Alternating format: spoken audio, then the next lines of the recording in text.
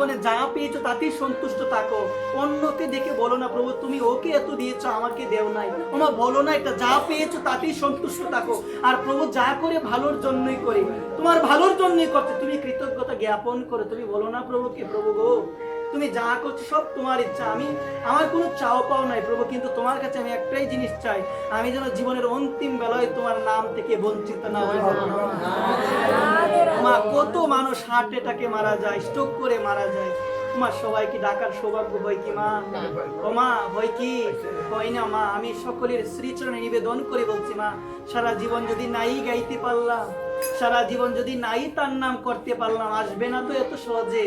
এই কারণে একটাই কথা বলো, প্রভু আমার তো মৃত্যু হবে আমি জানি, কারণ তুমি তো গীতায় বলছো যার জন্ম হয়েছে তাকে মরতে হবে। প্রভু আমি একটাই কথা বলি, আমার মৃত্যু আসুক, ভয় পাই না, কারণ মরতে তো হবে, কিন্তু অন্তিম বেলায় যেন তোমার নাম আমি করে যেতে পারি, আর কিছু চাই না, আর কিছু চাই না। আর কিছু চাওয়া আছে কি? আর কিছু চাওয়া আছে কি আমাদের? তো কি বলবেন ভগবানকে?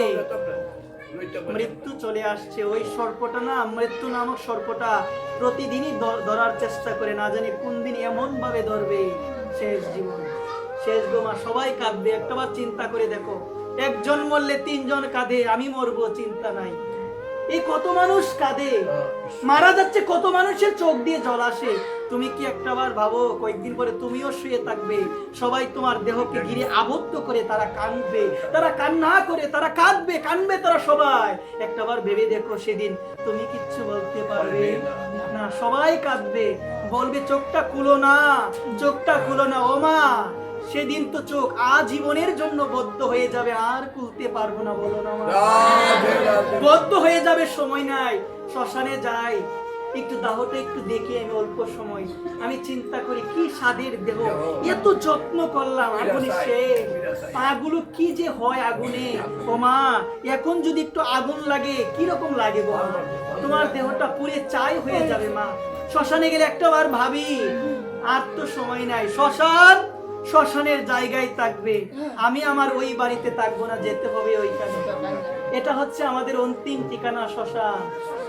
এক শ্মশানের মধ্যে লেখা ছিল যে এটাই তোমার আসল গন্তব্যস্থল, কিন্তু পৌঁছাতে তোমার অনেক সময় লেগে গিয়েছে, বলো না? সবাইকে যেতে হবে, ধনী গরিব উঁচু নিচু সবাই ওই শ্মশানে যাবে।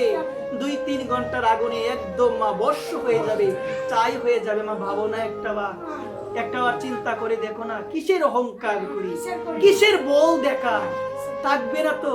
তোমার এত যে বল দেখায়, শ্মশানে কি শেষের দিনে হেঁটে যেতে পারি? অন্যের স্কন্ধে চেপে, মানে অন্যের কাঁধে চড়িতে যেতে হয়। কি দাপট, কি অহংকার, কি গরিমা দেখায়, কিন্তু সেই দিন সেই ক্ষমতা থাকে না। অন্যরা ধরে স্নান করাবে, নিজে ধুতিটা পরতে পারবো না, অন্যরা পরিয়ে দিবে, নিজের শাড়িটা পরতে পারবো না, অন্যরা পরিয়ে দিবে, নিজে তিলকটা দিতে পারবো না, অন্য কেউ তিলক দিয়ে দিবে। তো বলছে কি জানো, শেষের দিনের সাথে হলো ওই কণ্ঠিমালা তিলক, কিচ্ছু বলবে না, বলবে হরি বল। কিন্তু মরা আমি, এমন মরা আমি আর সেদিন বলতে পারবো? তোমার পারবো কি? সবাই তো বলে হরি বল, বল হরি, মা সবাই বলে না? দেখো সবাই যায়, বলো হরি, বলো বল, সবাই বলে, সবাই হরি বল বলে, কিন্তু মা একটাবার একটু ভাবো তুমি, সেদিন আমি কি বলতে পারবো মা? আমি বলতে পারবো না। আমাকে উপলক্ষ করিতে বলছে হরি বল। যারা বলে তারাও একটু পরে ভুলে যায়, যারা বলে তারাও একটু পরে ভুলে যায়। হরি বলতে হবে, সময় নাই, ব্যবসা করো না, সবকিছু করো না, একটু তো সময় দাও তাকে। আমি খালি এগুলোই ভাবি মা, আমি খালি এগুলো চিন্তা করি। আমার রাধারানীকে আমি বলি আমি যেন প্রতিনিয়ত এগুলো চিন্তা করতে পারি, কারণ এগুলো চিন্তা করলে ভিতরের মধ্যে কিরকম যেন একটা করে, যে এত আপন মা, বাবা চলে গিয়েছে, এত আপন মা, মাও একদিন চলে যাবে, এত আপন ভাই, ভাইও চলে যাবে, কোথায় যাবে ভালোবাসা? কোথায় যাবে গো মা? থাকবে কি ভালোবাসা? এই যে আমার মায়েদের চিনি মা, আমি যদি মারা যাই আপনাদের সাথে এই মধুময় সম্পর্ক থাকবে কি? থাকবে না। আমি আমার মায়েদের কাছে একটা কথা বলি, মা আমি আর কিছু আপনাদের কাছে চাই না, কারণ ভগবান কার প্রার্থনা কখন শুনে এটা তো আমরা বলতে পারি না। আমি আমার কৃষ্ণ ভক্ত মায়েদের আমি মন থেকে শ্রদ্ধা করি, ভালোবাসি। আমি আমার মায়েদের কাছে একটা অনুরোধ করে যাব, মা সর্বদা আমার জন্য একটু প্রার্থনা ঠাকুরের কাছে করিবে। এই যে এই জায়গায় বসে আমি কথা বলছি, আমার যেন একদিন এই জায়গায় কথা বলতে বলতে যেন আমি মৃত্যুবরণ করতে পারি। আর কিছু চাওয়া না, আমি ভগবানের কাছে কিচ্ছু চাই না। আমি ভগবানের কাছে কিচ্ছু চাই না। মা তোমরাও বলো না প্রভু গো, মৃত্যু তো হবে, তোমার কথা শুনতে শুনতে মরি, তোমার কথা শুনতে শুনতে মরি, আর কিছু চাই না, আর কিছু চাই না। অনিত্য জগৎ, অনিত্য ভালোবাসে, স্বামী ভালোবাসে, ছেলে ভালোবাসে, থাকবে না তোমার, থাকবে না। একটাবার চিন্তা করো না মৃত্যুটা, দেখবে ভিতরটার মধ্যে নাড়া মারবে, ভিতরটা যেন কিরকম হয়ে যাবে। তো অনেকে বলে এগুলো ভাবলে তো দুনিয়ায় মিথ্যা, এই কথাটা যারা বলে তারা হচ্ছে মূর্খামি করে। এগুলো ভাববার কথা বলবে, বলে এগুলো যারা ভাবে, আমি সেদিনও শুনেছি কিছু কথা। আমি ভাবি কি মা, মানুষের কোনো গ্যারান্টি নাই, কোনো গ্যারান্টি নেই। এই কারণে প্রস্তুত থাকো এবং ভগবানকে বলো না, ভগবান মরতে তো হবে, কারোর যেন বোঝা না হই। ও মা, বোঝা হো যে কত কষ্ট। মা তুমি ভাবো না, এখন ছেলে আদর করে, মেয়ে অনেক আপন, মেয়ে অনেক আপন, স্বামী আপন, স্বামী আমায় ছেড়ে কিছু বোঝে না। সেদিন দেখবে মা স্বামীও বলবে, সেদিন দেখবে সবাই বলবে। মা বলবে তো সবাই, কি বলবে জানো মা? মরে না কেন, মরে না কেন, মরে না কেন, মরে না কেন। সেদিন সেদিন তুমি বলবে কেঁদে কেঁদে, প্রভু গো তোমায় চিনতে পারলাম না, প্রভু তোমার নামটা আমি করতে পারলাম না। এখন বুঝতে পারছি যাদের জন্য সারাটা জীবন দিয়ে দিলাম, তারা আজকে আমার মৃত্যু কামনা করে। তখন বুঝবেন হয়তো ভগবান সেদিন, ভগবান তো দয়ালু, ভগবান রক্ষা করবে, তিনি তো দাঁড়িয়ে আছেন কৃপা করার জন্য। তিনি তো বলছেন দুইটা বাহু তুলো না, আমি তো হাত দিয়ে রেখেছি, তোমাদের টেনে তুলে নিব। সবাই নেই মা, দুইটা বাহু তুলো। আমার মহাপ্রভু বলছেন ভক্তদের উদ্দেশ্যে, আমি 4 জায়গা ছেড়ে কোথাও যাই না। কয় জায়গা বলো না? 4টা জায়গার মধ্যে একটা হচ্ছে নিত্যানন্দ প্রভুর নর্তন, যারা নিতাই চাঁদের মতো 2টা বাহু তুলে কীর্তন করে। বলছেন না, হেন নিতাই বিনেরে ভাই, রাধা কৃষ্ণ পাইতে নাই, ধীর করি ধরো নিতাইয়ের চরণ। আগে বলো নিতাই নিতাই, তারপরে বলো রাধা কৃষ্ণ। নিতাই কৃপা না হলে রাধা কৃষ্ণের কৃপা কখনো হবে না। এই কারণে বলবে সর্বদা জয় নিতাই, জয় নিতাই, জয় নিতাই। রাধে রাধেও বলবে, রাধে রাধে বলতে হবে। নরোত্তম ঠাকুর রাধারানীর মহিমায় অনেক সুন্দর গীত বর্ণনা করেছেন। রাধারানী যে কি অপরূপ মহিমা। রাধারানী, রাধারানী মহারানী, কৃপা করো না, তুমি কৃপা করে অধমকে বৃন্দাবনে নিয়ে চলো।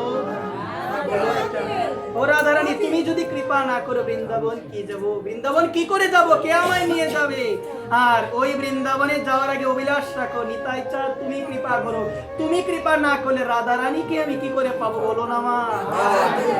এখানে বলবে হা নিতাই, দিন অন্তি একবার বলবে হা নিতাই, গৌরাঙ্গ মহাপ্রভু কি, গৌরাঙ্গ মহাপ্রভু কি, প্রেমের ঠাকুর শ্রীমান গৌরাঙ্গ মহাপ্রভু কি। করুণায় প্রভুর চিহ্নগুলো, তিনি করুণা করে কলিযুগে এসেছে। কি করে বলো না মা? করুণা করে মানে দয়া করে এসেছে, ওই প্রেমটা দেওয়ার জন্য। জানো কি বলছেন? কি ভজন ক্ষমতা, সাধন ক্ষমতা অনেক কম। ভজনটা তোমার সাথে যাবে, তোমার সাথে যাবে না, আর কিছু যাবে না। টাকা পয়সা, ঘর বাড়ি, ছেলে মেয়ে কিচ্ছু যাবে না। যাবে কি ভজন, যতটুক করে যাবে ততটুক নিয়ে যাবে, আর কিছু যাবে না। তো ও মা, একটা মানুষ যখন মারা যায় কিছু নিয়ে যায় কি? হাতের গলার মধ্যে যদি স্বর্ণের একটা চেইন থাকে, এটা কি নিয়ে যাবে সে?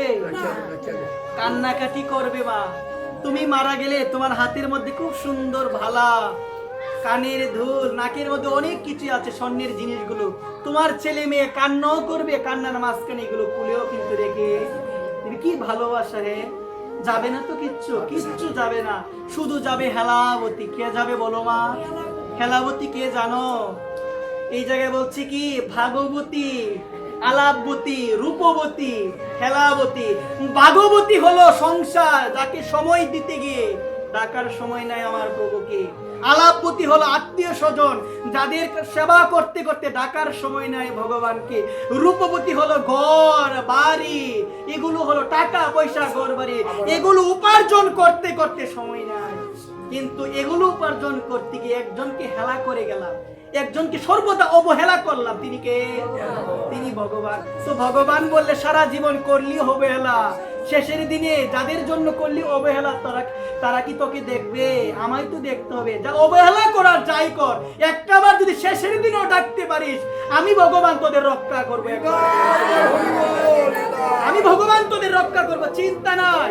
কলিযুগের মধ্যে মহাপ্রভু এত দয়ালু, চিন্তা নাই। সারা জীবন পাপ করেছেন, কে নরকে যাবে? এটা কলিযুগের মানুষ নরকে যাবে না যদি ভজন করতে পারে, যদি রাধারানীর সেবাকে আশ্রয় করে থাকতে পারে, যদি সাধুগুরু বৈষ্ণবের জন্য আশ্রয় করে থাকতে পারে, নরকে তারা কখনো যাবে না। একবার শুধু ডাকার মতো ডাকো, ডাকার মতো ডাকলে তারে পাওয়া যায় তাড়াতাড়ি, আর না ডাকার মতো ডাকলে তারে কোটি জন্মেও তাকে পাওয়া যাবে না। বলো না সবার।